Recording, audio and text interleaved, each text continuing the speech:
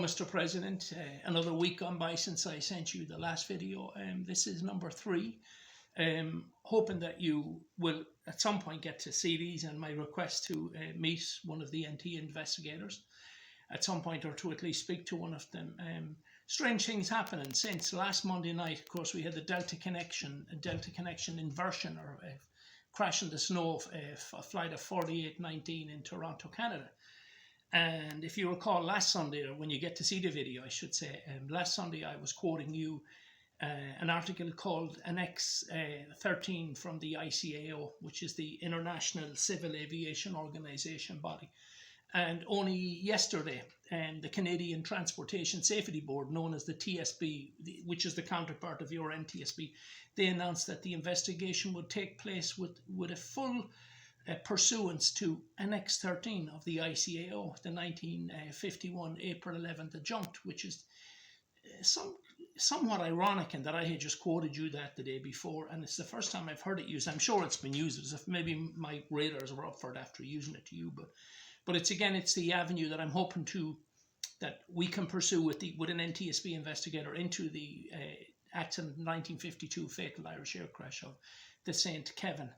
Now, that of course opens up a whole other avenue for me that I didn't even think about up until I heard this statement from the TSB, the Canadian TSB, and that the Canadian government could also appoint an investigator into my findings, because there was a Canadian citizen killed on board, a lady called Dorothy Ivy Laker.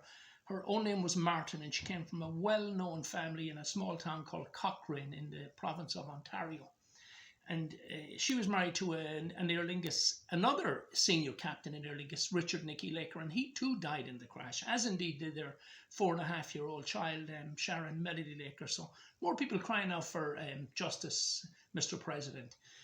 That's 2 senior Aer Lingus captains killed in the same plane and in the same crash, obviously.